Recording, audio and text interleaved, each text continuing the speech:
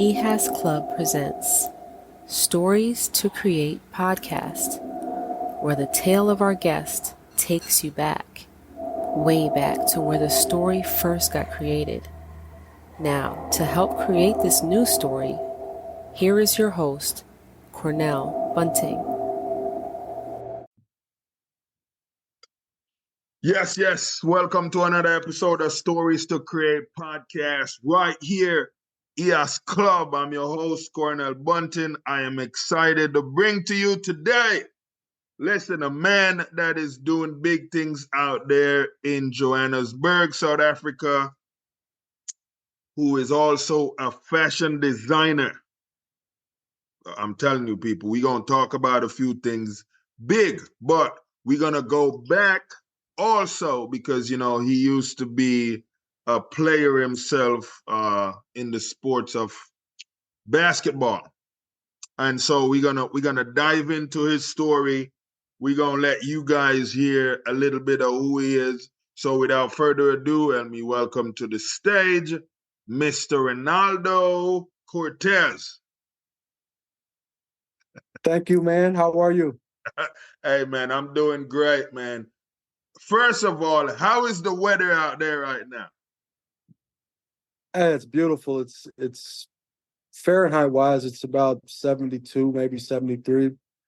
It's nice and very breezy.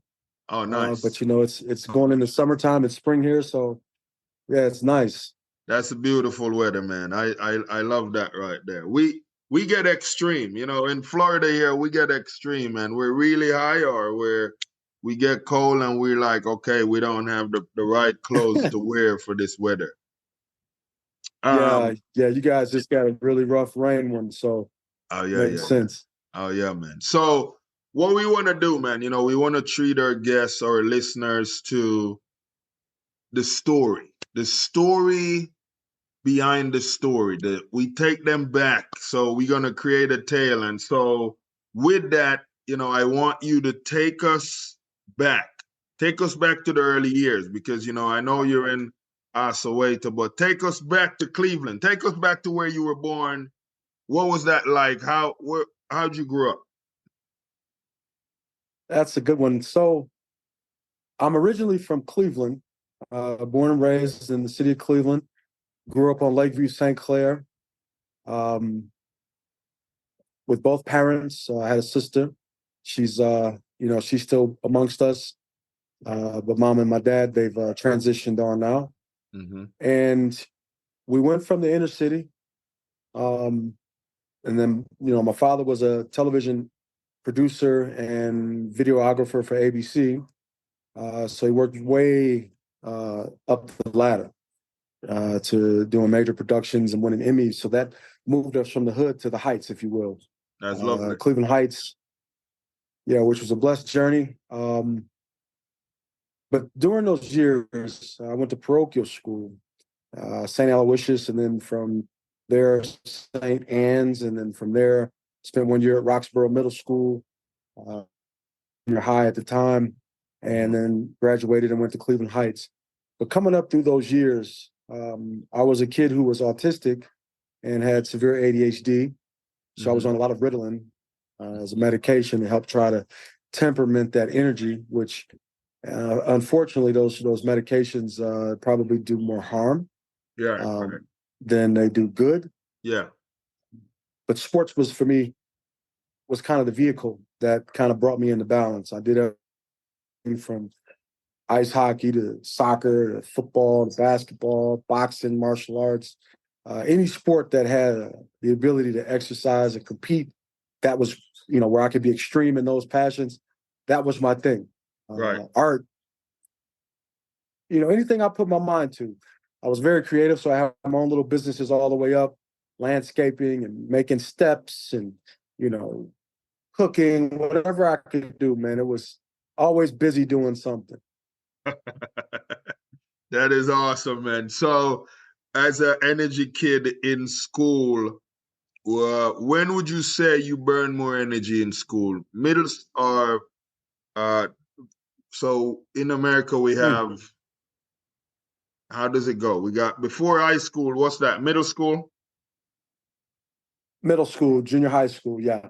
Yeah. So when would you say you get to burn a lot of your energy, like in sports, like you got into sports, or what was that looking like? So I used to fight a lot at the parochial school, which was called St. Anne's. Yeah. There were only a few of us who were melanated ones. And I come from a mixed bloodline background. So my family are in Native Indigenous American, Bantu, Germanic bloodline that came through the transatlantic slave trade. And then our people in the stateside, and there was the German side of the family. So when we went to Catholic school, my sister and I, we were the only brown-skinned kids with a handful of others. Yeah. So I had to fight basically a culture war and a physical fight war every day, multiple times a day. Wow. Being called, little nigger and, stupid. I learned differently. So I used to have to go to that short bus and, I used to have to take those exams and they say, you're special. It was kind of comical because in my mind, I was trying to figure out why nobody could connect with me. Right. Wow. So during those days at the Catholic school, we used to play a sport called blood ball. Basically, there was one ball, everybody from every grade, and that was kind of a chance for the older boys to jump on us little brown boys and, beat up on us and what have you. But me, I wasn't afraid, so I fought with everybody. They couldn't catch me. They couldn't get the ball from me. So I found it to be fun to make them chase and fall. And then if they wanted to fight, it was kind of like fight. Wow.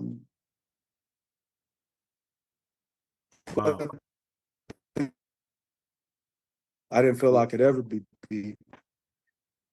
Yeah, you was fearless, man. Very much so.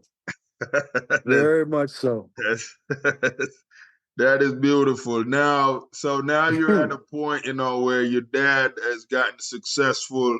You got an opportunity to move out of the environment and now really enjoying life at another level. How did your family cope with what that was looking like? So we're a very frugal family, came from a blue collar mentality. And an entrepreneur's mentality. So on all sides of my family in Cleveland, we were entrepreneurs, very much involved with the church, mission food programs, community programs. And basically, nothing was handed to us. If you didn't work for it, you didn't get it. And the discipline was fierce. So you weren't allowed to talk back. And, a lot of the things that young people do today, you got your bums torn apart. And you missed meals, you missed playtime, you got a whooping from mom, from dad, and other elders when they're around, got your bums tore up for that. So it was really a strict environment. My father was a Vietnam vet.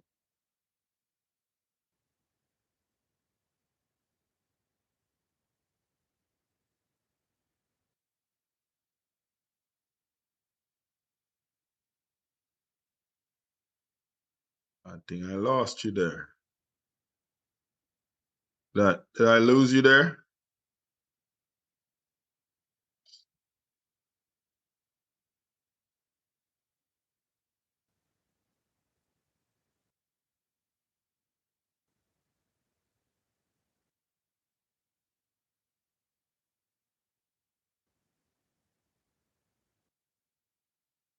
Yeah, so you were saying.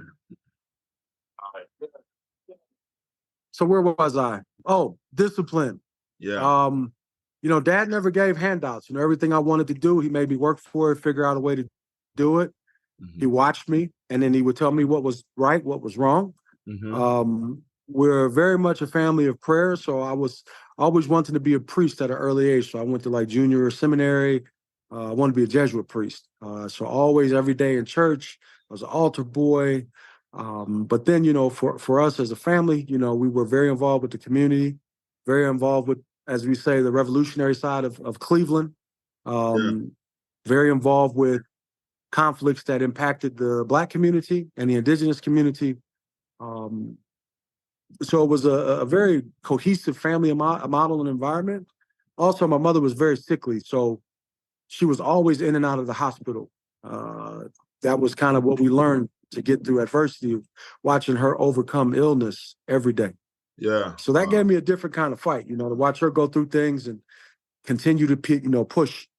That gave me the fire also, so it's really amazing environment, man. I like that, man. So, we want to go to your years of, actually, before we go there, because, you had an opportunity to go play basketball, but after high school, what happened? So after high school, I played college soccer. High school soccer, high school basketball. I was much better in soccer than I was basketball, but I was very good at both.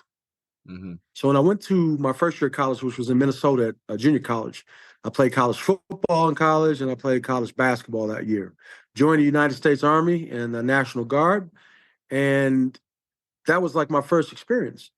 But during that time, we had one of the best junior college basketball teams in America, and that was 1990. We were in the top 10 in the country, top in scoring in the country, and the expectations for basketball were very high. So the coach was like, look, you're not going to play football after this season. That's it. So it was like, take the scholarship, keep the scholarship, or play football and figure it out. So I left football alone, and basketball for me was, was that thing. That was, I wanted to be an NBA player. So, Michael Jordan was my vision of how to get to the league. In high school, I was cut in the 10th grade, kind of like a laughing stock. Yeah. Came back the same year in junior varsity and ended up starting. And, I went to a basketball camp called 5 Star 3 years in a row during high school. And I got to be with the best players in the world. And for me, I belonged.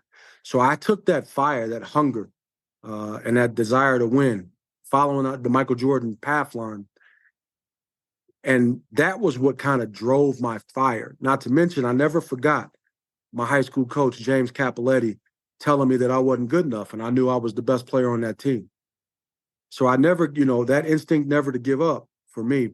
When I got to college, the same premise applied. But we had other issues there. They wanted to ship me to war during 1990 for Desert Shield, which turned to Desert Storm. I fought with the military about that and said, I'm not going to go fight people who look like me and represent me, but they're just in another place. So I understood that early. Yeah. The white kids up at the college burned a cross in our yard saying, nigger basketball players go home. This is 1990.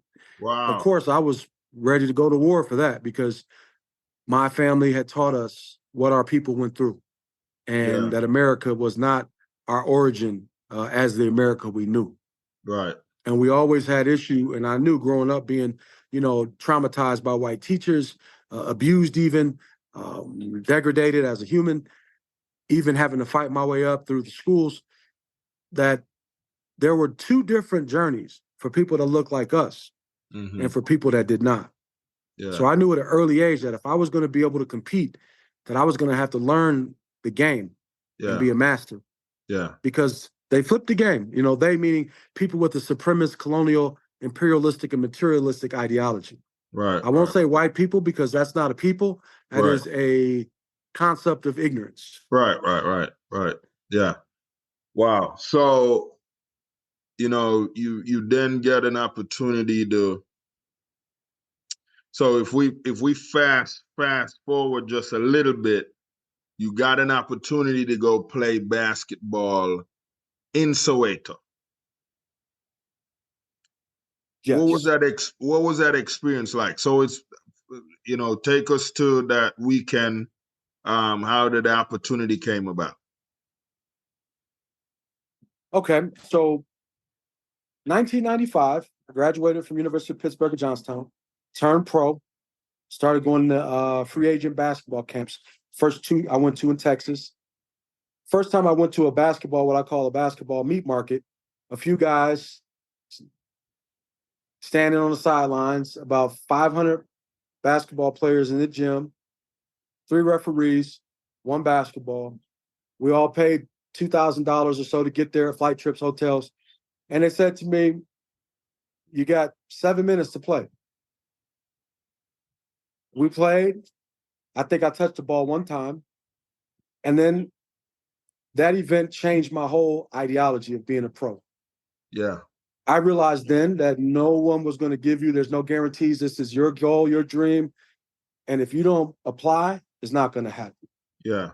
The next camp, there was a guy in the arena that day, Kurt Pickering. And this is a phenomenal story because they're all connected. Yeah. Kurt says to me, hey, he's sitting in the stands with shorts on, T-shirt, painter hat, looked like just a guy that, was just watching the game. He hands me a flyer. He says to myself and a guy named Tron Jenkins, played for University of Akron. He says, guys, I want you to come to my camp. I'm not going to guarantee anything. You come, you play. I'm going to guarantee you're going to get the looks. I was former player personnel developer for the CBA. I run my camps out in the West Coast. Come, if you make the All-Star team, you get a full pay trip to play in the NBA Summer League in Long Beach, California. Wow. Long story short, I did that. I made that All-Star team, and I went to play for Team Aquarius in Long Beach. Nothing but NBA guys. Magic Johnson had a team, so I got to meet all the top players, top ex-players, top whoever's of the league. Yeah. Nothing developed out of that. So I played continuously, reaching to get into, camps. So it was kind of like pay your way, got invited to the Grand Rapids Hoops, made it to the veterans camp. And then they hired a pro player that was 30 years old from Shreveport because their team folded. And they said, well, you're a free agent. Keep trying. Thanks for coming. We look to see you. You got the goods. We'll see you on the level. Wow. So that's the point where basketball becomes real. Yeah. You recognize, again, that no one is going to give you anything. You have to pave your way. You got to, put in your dues, and you still may never get a look. Right. And you're talking millions of people trying to get there. So from there, I played with the Athletes in Action, briefly, Fellowship of Christian Athletes, briefly, and then I turned an opportunity with the Harlem Kings. But it was the Harlem Road Kings first out of Cleveland. And then there was another team that formed that was in Toronto with Trevor Ruffin, or Trevor Shelton. I went to play with him in Toronto. And Winston Graggs, who was the promoter of that team and co-owner with Trevor out of Cleveland. The rest now is phenomenal. So we had a game at the Gund Arena in Cleveland, which is now the NBA arena now in Cleveland. And I dunked from the free throw line, and they were like, how does this guy do that? And I said, these things are easy. So from Canada to the game at the Gund Arena, and now we played everywhere. I travel all over the Midwest to play against the top players, and I kind of have my way with them. It was, pro players or ex-pros or guys trying to get there. So the level was normal. Yeah. I get a call from one of my buddies, Darren Cooper. And Darren, we had chopped it up at one of the NBA Summer League games in Cleveland, which I played. And Darren's like, yeah, I'm in town, but I'm playing in South Africa. He gives me 2 phone numbers. Cornell, this is crazy, bro. Yeah. I've got a box from 1995 of college coaches, pro coaches, scouts, agents, whatever.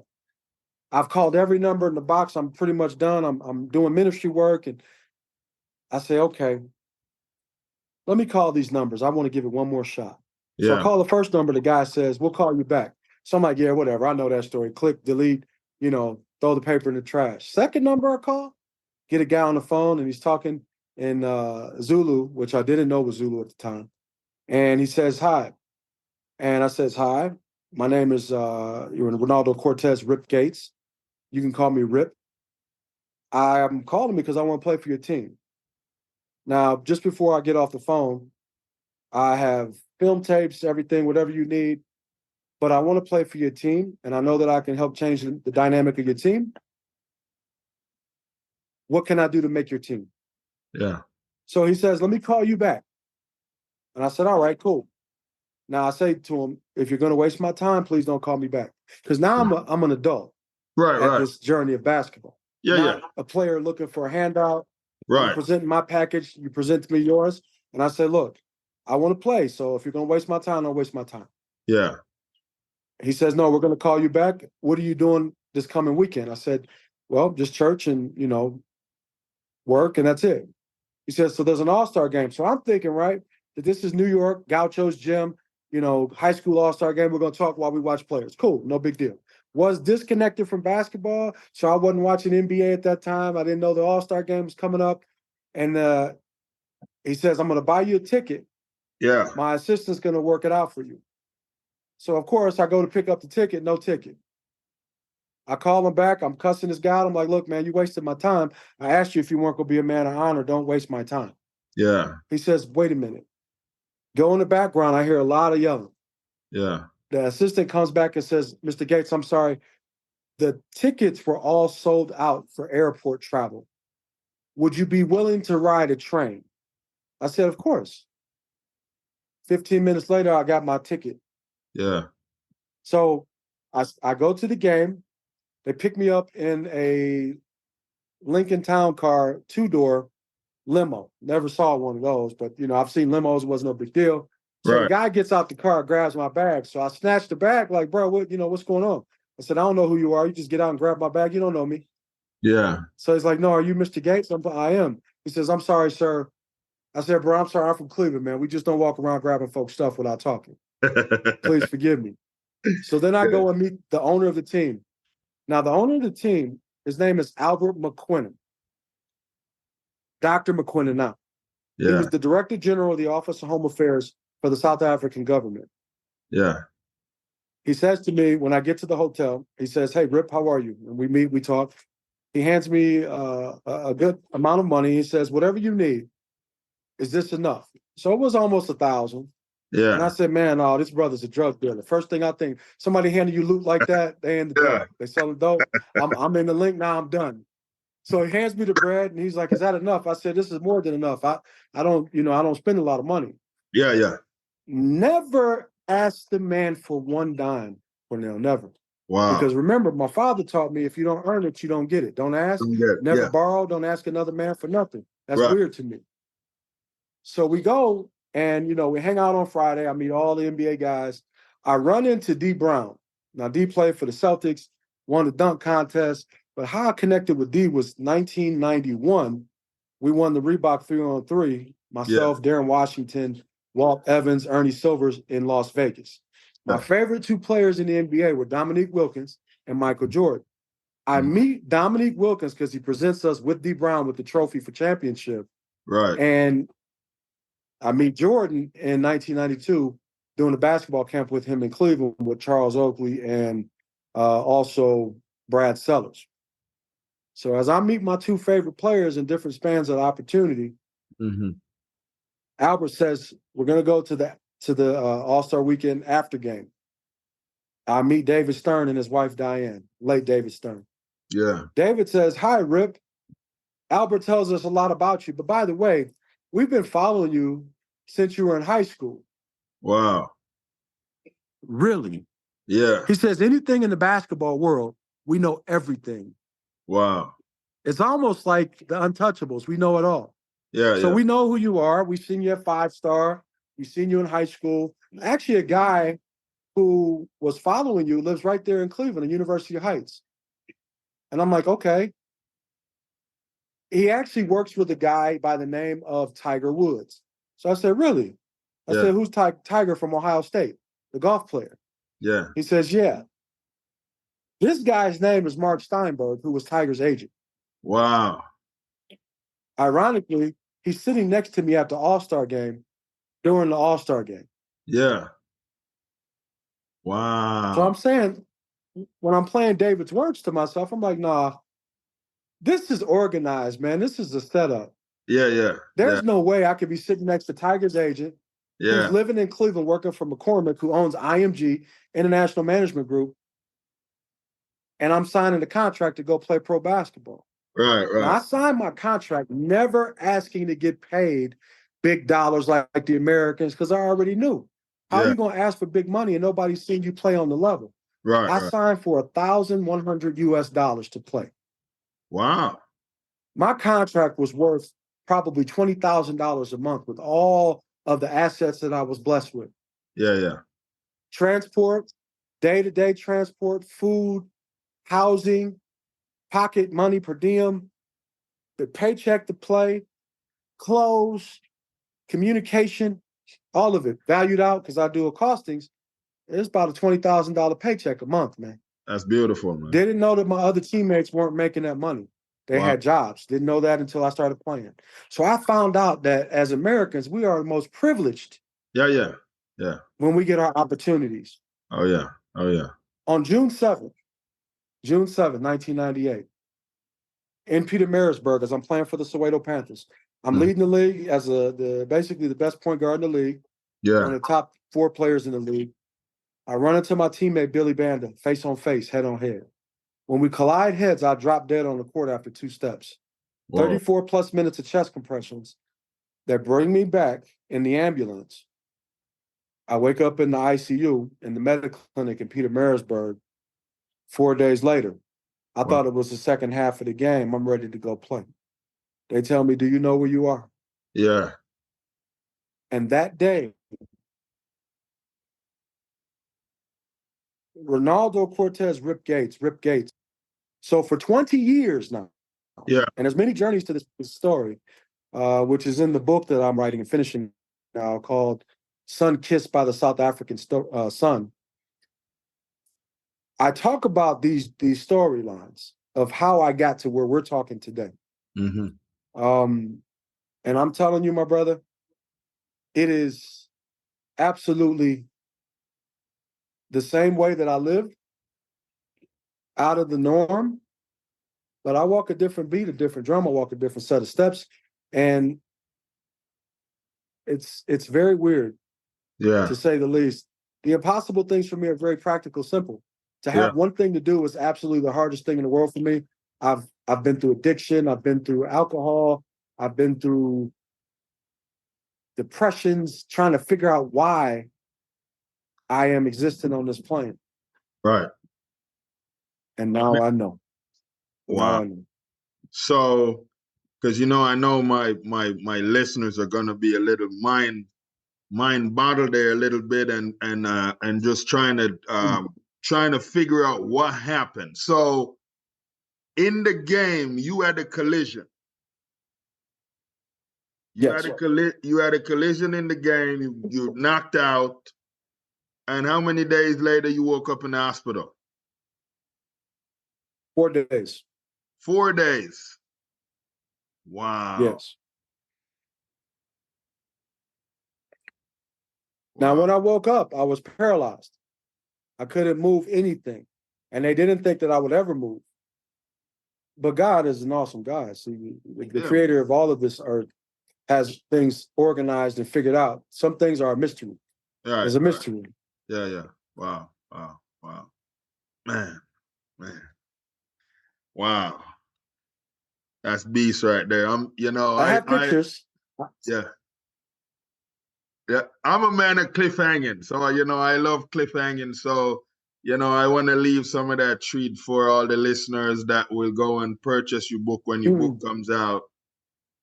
To hear more about that and stuff like that. And I know they're like, Cornell, oh my goodness. But we have quite a bit that I wanted to touch on with you before our show ends.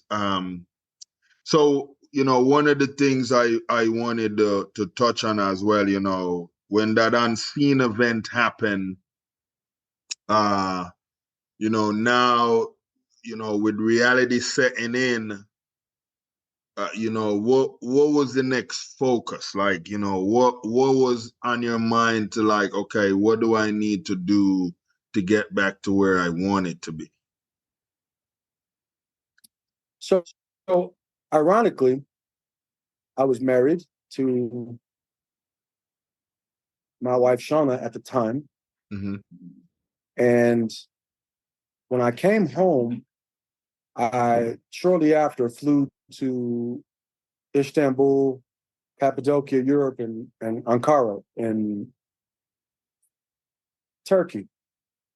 And I coached the pro clinic there, had another job opportunity to compete much more money on the table for this one with Effie's Pilser at the time, and a good friend of mine, Tolga Unegren, who ironically used to come to the Cleveland Heights Y in Cleveland and play basketball with us when he was working with the Cavaliers. Because all the NBA guys would come up while we were in high school and college and we played. Tolga's running the whole show out there. He meets up with me while we're there. I was like, yo, I want to give you a run. You know, you need to play for us and we're going to try you out. And when I went to do the physical, I couldn't function. My left side, it just wouldn't work. I went to take a step and I like blacked out and it was ugly. So that didn't happen. That's when I realized that me playing basketball at that capacity, I wanted to get back, but I just couldn't see it. It was like wiped from my vision. Right. And the fire and the hunger that I used to have at that time as a player was also gone. Yeah. So when I came back to the States, I went through a unique separation, divorce with my wife at the time, but I had met another wife. And when I met her, it was kind of like almost like somebody handed the baton. Right. Because I practice polygyny, so I believe in that, but I wasn't living it in that premise of journey at the time. Yeah. So when I met her, we spent a lifetime of 20 years together, which culminated in 2018. Wow. So this journey of where I'm at, you know, I have children. My oldest is 34, 3 grandsons, son-in-law, 4 daughters. I had 6, 2 passed away, 2 of which passed in my hands. My mother passed in my hands. So there's a serious spiritual happening that developed in me from that June 7th day. Yeah. Things that just don't make sense to the traditional walks. Right. Wow. That is amazing. You ventured into fashion in 2019. But you ventured into fashion in 2019 with your other half.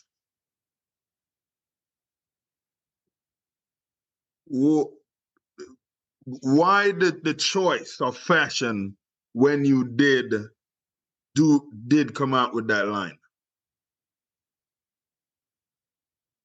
So 2014, I was in a horrible accident.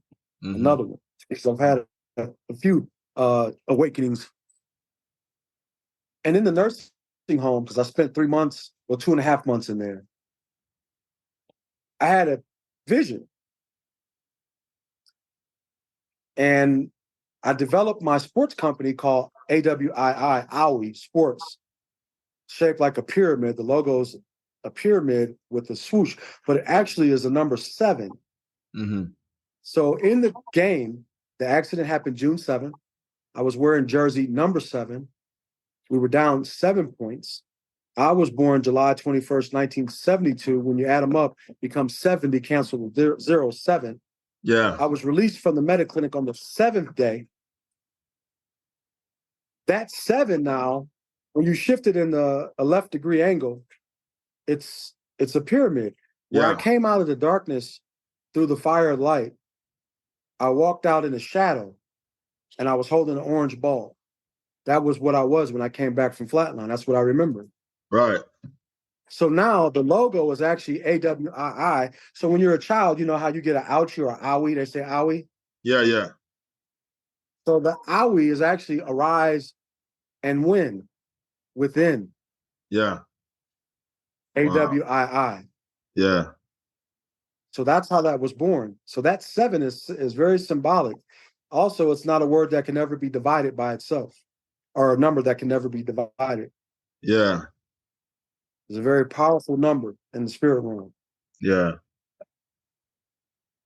So I walk with 7. Yeah. Wow.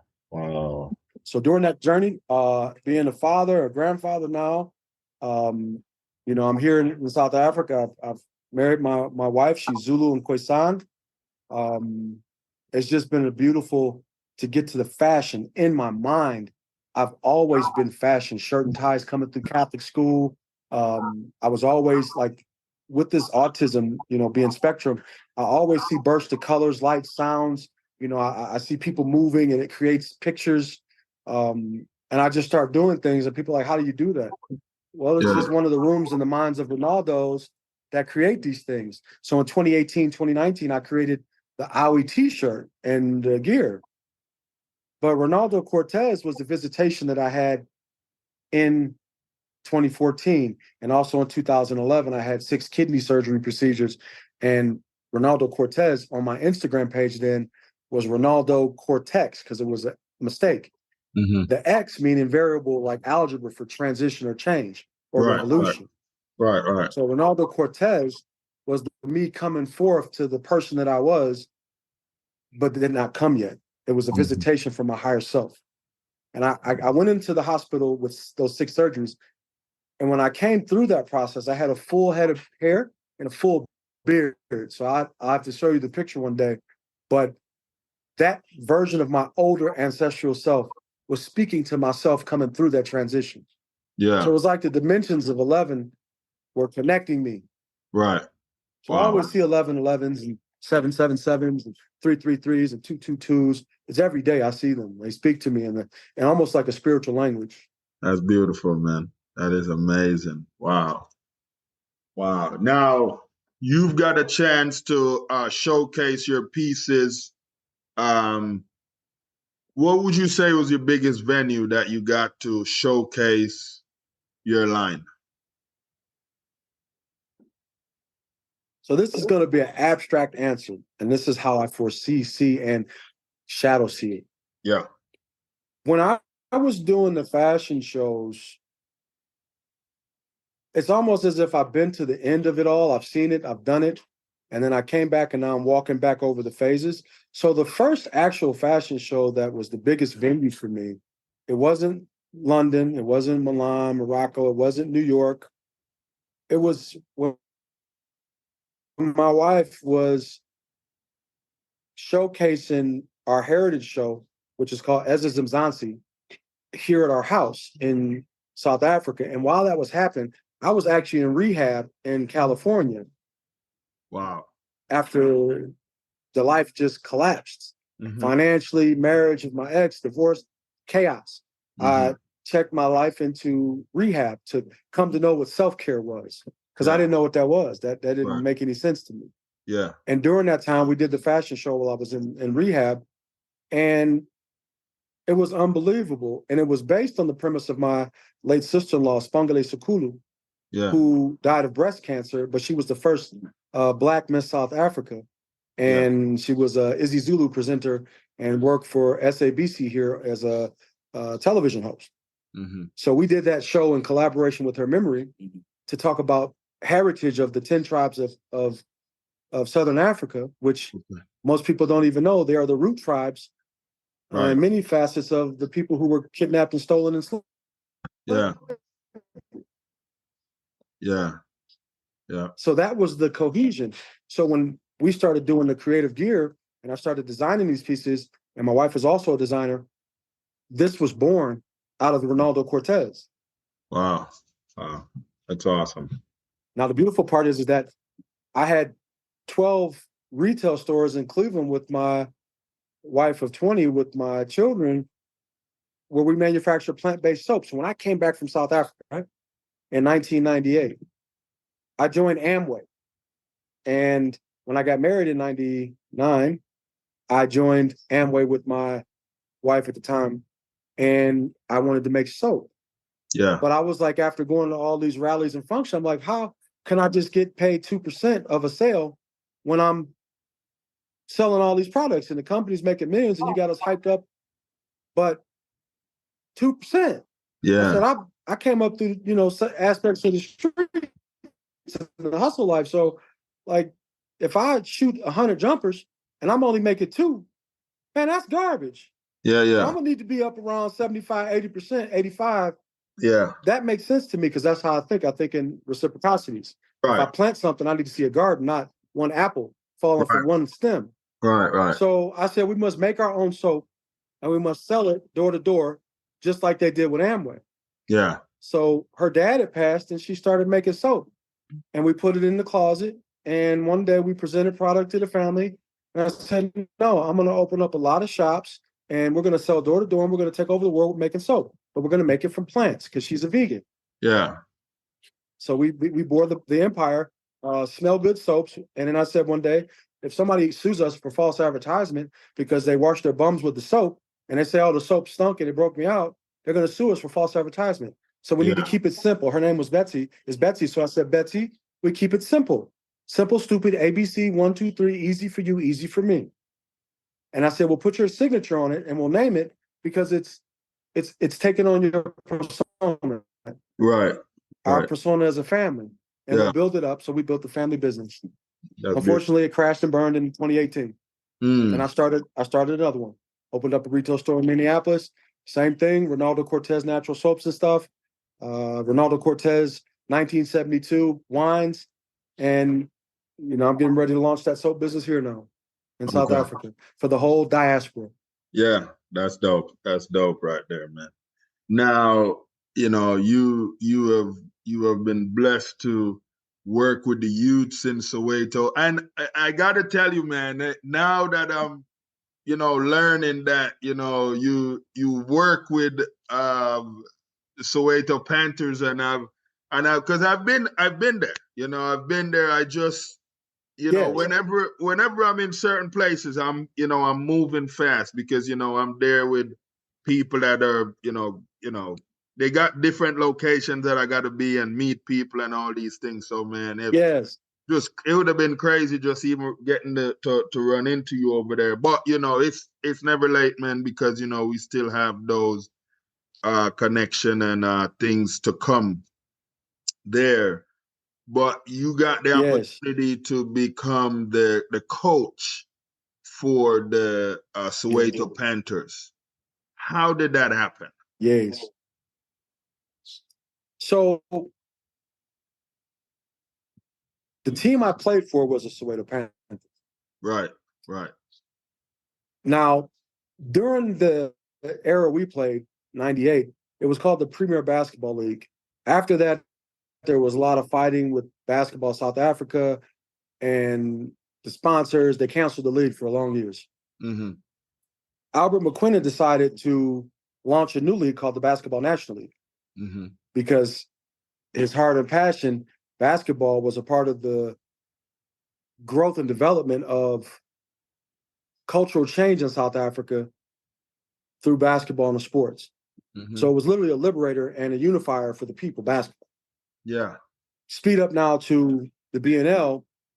I think it launched in 2013. And then from 2013 now. Now, I had no contact with anyone except a few of my teammates and some of the players that were in the game when I flatlined. But I've been having these visions for 20 years, over 20 years now, of us being together and doing these things that I'm doing now. Literally, I have already done these things and I've seen it, and now I'm walking back through it as I live and breathe today. Wow. When I was in the hospital in 2014, I was having these visions in a nursing home about coaching basketball in South Africa. So when I got injured with my leg snapped back and folded in the men's league in Cleveland at Fairfax Rec. I was in that hospital and I kept dreaming that I was coaching. So I started sending Instagram or Twitter text, and it's documented, it's still there. Yeah. One day, one game. And that was my goal to come back when I got injured. I wanted to come back and play one game in South Africa for the Panthers, retire, and start coaching. Yeah. And then develop what I'm doing right now. So as I'm in the nursing home, I'm sending these texts out, and they're lining up with October 11. Wow. 11/11. And I say, one day, my career is now ended. I've ruptured MCL, ACL, PCL, kneecap, patella tendon. I cannot play anymore, but I will come and develop and coach basketball. See y'all soon. We'll win a championship. Yeah. I hadn't spoken to anybody, bro. It was just in the Twitter. I put it out there, Twitter. Yeah. One day, one game. Yeah. 2018, I filed a lawsuit against the city of Cleveland, against the municipality, which is impossible to win a lawsuit. Yeah. My attorney was doing depositions, and one of the brothers who I knew from the community was on the elevator after giving his deposition, talking to somebody on the phone, did not know my lawyer was the attorney. Started talking about he had known that what I was saying was true. Whoa. So my attorney started recording him and said, I'm going to drag you in for contempt of court if you don't tell the truth. Yeah. Now, talk about God's needle in the haystack. Yeah, man. Yeah, man. They settled a lawsuit with me, and I flew to South Africa with my wife, Betsy, at the time, and the film crew to do my film and documentary to tell the story of what happened, go to the locations. Man, when I tell you, I was hired as the head coach that day. Wow.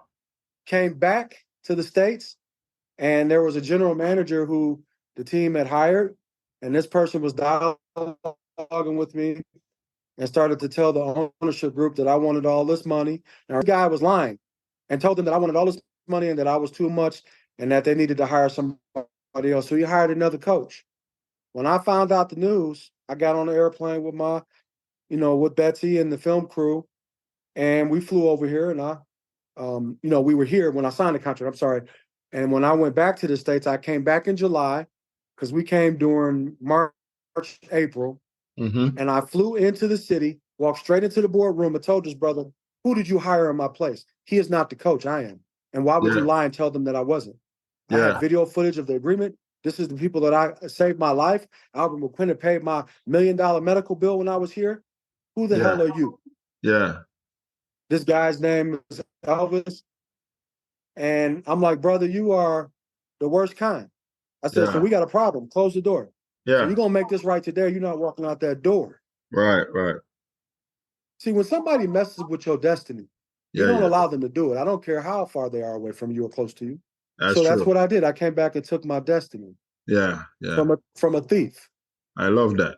So that year we won the championship. Wow. And what the ownership group asked me, they said, please, don't fight. Just be the associate head coach. Get us through the season. Yeah. So I did that. I humbled myself. And the brother who coached, Steve Butler, great brother, amazing brother. Yeah. We won that championship together. Yeah. And the next season, I took over as head coach. And then I came back to America, and I was restricted from traveling for 4.5 years, bro. I married my wife here in 2019, and I came back to America and was not able to travel because of the fees and the costs that they had applied to me from a divorce that my ex-wife applied, and I wasn't even present for, never had a say, and they hit me with ridiculous amounts. Wow. And it was like these things that's being produced as legal documents are lies. Mm-hmm. So I went through hell. Yeah. 4.5 years. And every day we talked on the phone together for 4.5 years. Yeah. And then I came home and I took over the team again. The second season I was there coaching, we won the league outright, lost the championship games in 120 seconds to Igoli Magic, which the coach who beat us, my boy Flosh, he ended up becoming the head coach of the Cape Town Tigers. And he was also in that game in 1998 with me when I flatlined on the court. So these people in leadership, these are all my brothers. And basketball is going to transform in this country because God has brought us together. Yeah. Yeah. Among fashion and everything else that I'm doing.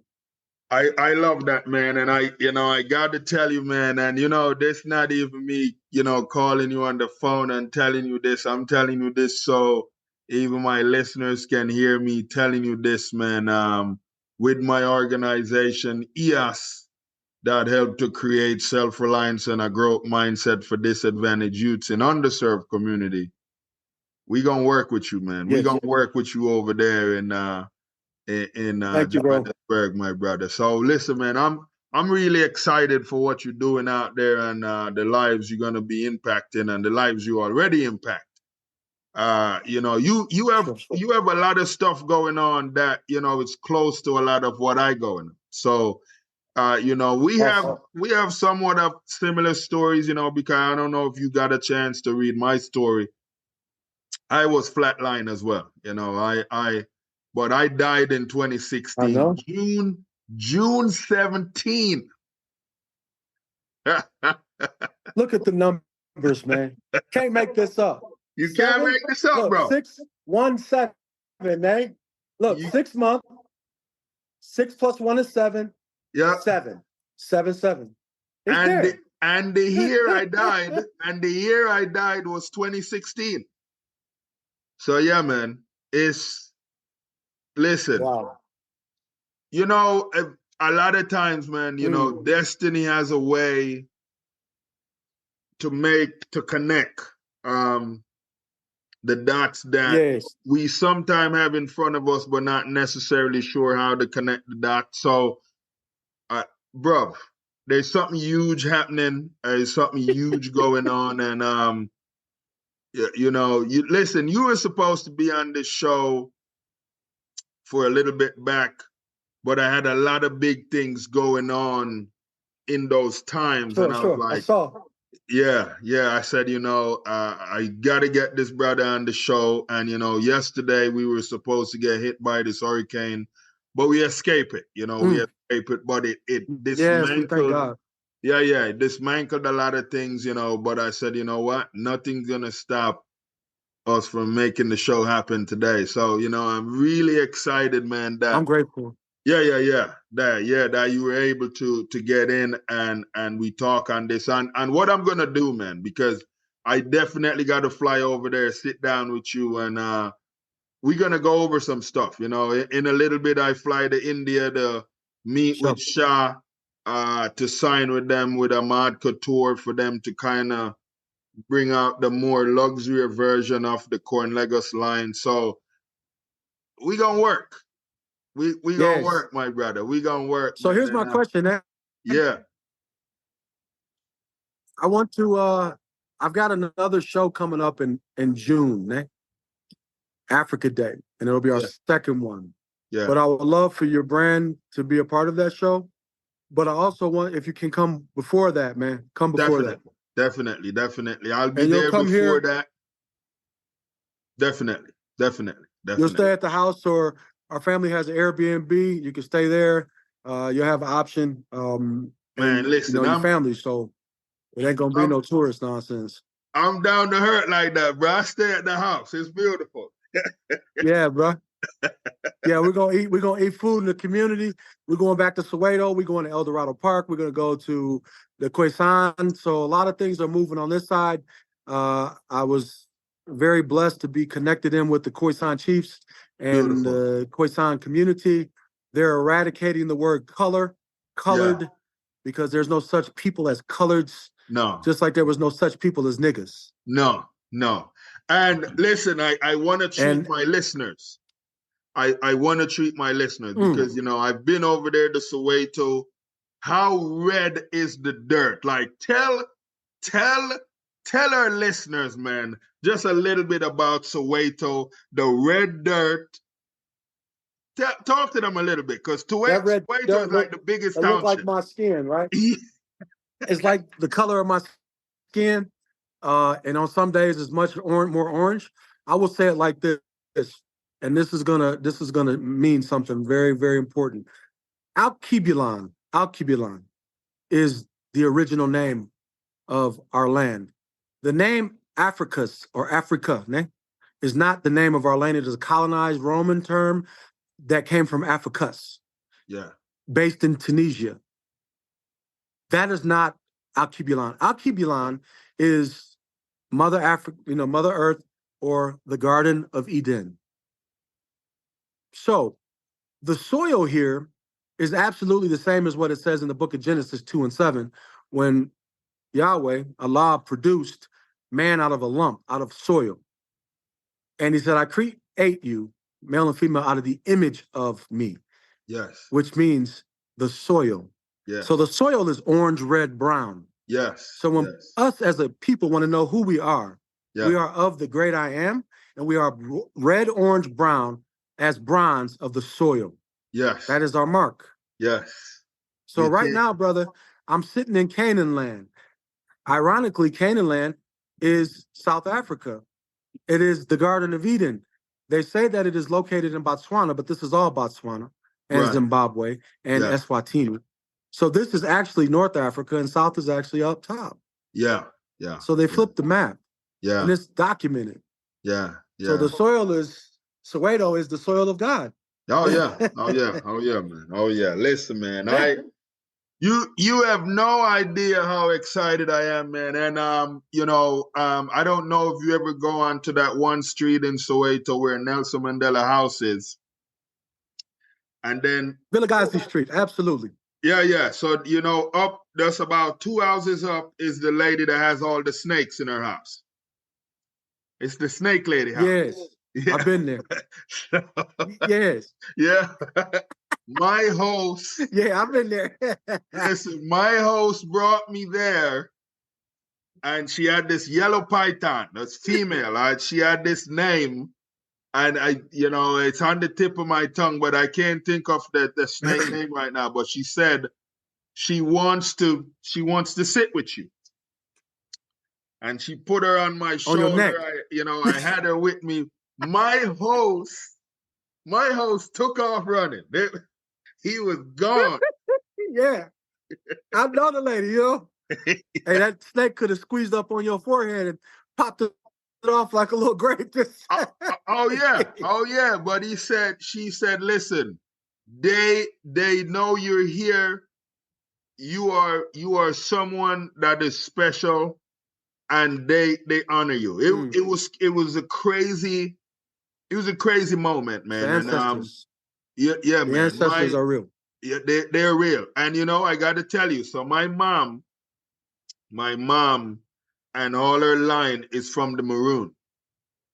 My mom, my mom people that, got sent to Jamaica was one of the reasons slavery, they struggle with slavery there, because the Maroons, they escaped into the cockpit, into the mountain areas, and they fought with the British for a very long time. Yeah. So, I know I have that Maroon, blood, all this stuff. And so, when I met the elder over there, man, and he said some stuff to me, I said, listen, I know that there's certain dots I still haven't connected yet, but he said, listen, you're a light, and you draw certain energy to you, and I just want you to identify what some of those are and remove the ones that are not for you. So, my brother. Yes. Man. My brother. I can't wait for you to come, man. Well, we're here. You're here now. Yeah, now our spirits are bond. Yeah. So you're here with me every day now. Yes, and vice versa. Yes, sir. And our people and they're with you. Yeah. Our people are in great and dire need of freedom and liberation. Yes. It's a new arising happening in Akib Yalam. Yeah. And we are the ushers of this. And I'm excited to see the light transform. And all nations will become freed and delivered from this plague that upon all of us. Definitely. Because we do have a plague on us right now. So, and there will be no black man or white man. It will be righteous. It'll be righteous, man. I tell people, if we look at each other as vessels, because these vessels can't move without the spirit that's in us, that leads us, so, once we get this figured out, man, a lot of these people will treat each other better. And so, as we get towards the end of the show, I would love for you, man, to just leave a word of encouragement for individuals that have gone through unseen events, that have, maybe gotten injured, paralyzed, whatever it is, and now they just feel discouraged. They feel like, now they don't have a purpose. What would you say to them? I would say, my sisters and my brothers, my family, man, listen. You have breath in your body. When God gave us the pneuma in that same chapter of Genesis, the book of genes, the book of beginnings, he gave us a system, gene system, cis. And in that system, he put the breath of life in your body. If you are not breathing and living in that breath, you've never been alive. But the moment you awaken to that breath, which means to come to self-knowing of your own, who you are and why you are, what is your why? Your how is just a matter of just life experiences, because that path has been molded. Né? But that system is running like a river inside of your temple. Your body is the church. the mosque, the temple, the synagogue, whatever the name you need to apply to who you are a vessel of the Spirit of the Most High. Yeah. Yahweh, Allah, Elohim, Adonai, the great I am, God, the creator, however you position it. Yeah. Your breath is short. You have spiritual asthma. Yeah. So I will ask you to arrest that development by simply looking inside and realizing that the power of the Most High is in you. You've already become victorious. Vibrate around breath of life. Anything that is living, you need to be around physical plants, change your diet, meditate, enjoy nature, get away from toxic-minded people, toxic conversations, toxic self-conversations. And if you are ill and dealing with something, don't be arrogant and feel like you're some superhero. You're not. You're right. Your spirit is, but your body's flesh. So it'll break down. Your mind is flesh if it's not being inspired by spirit.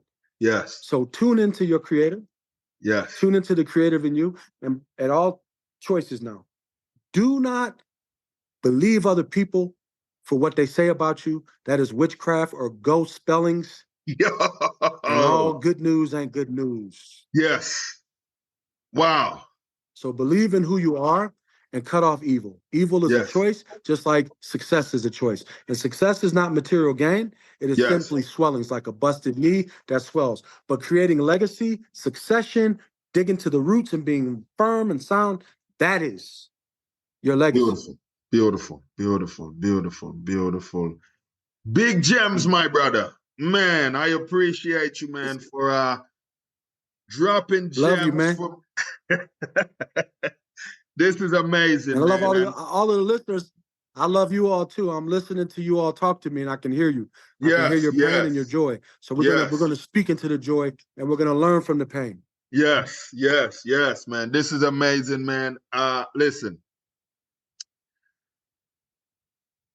Sir Renaldo Cortez, Mr. Gates. Blessings, my brother. It's a whole lot right here, man. A whole lot of blessings to you, man. A whole lot that you're doing, and I look forward to a whole lot that we're gonna be doing. This is amazing, my brother. It was great to have you on the show. Sure. And listen, I look forward to all the impact that we have coming for all the individuals that don't know who we are yet. Man, much blessings. And there's a Zulu word that says we are one. Yes, it means Sumunye. Sumunye. So my brother, we are Sumunye and Amandala, ne? Amandala. My brother, until our next show, where we have another decorative guest right here in EOS Club. I want to thank you guys for tuning in today, right here at EOS Club. Well, there you have it. The host came, the guest came, and the story was created. Thank you to our sponsors, EHAS Inc., Karis Capital, and the Cornell Bunting LLC brand. Go check out the books, courses, and materials at www.cornellbunting.com. Thank you again for listening to the show. Check back again to hear another tale from another unique guest right here at EHAS Club.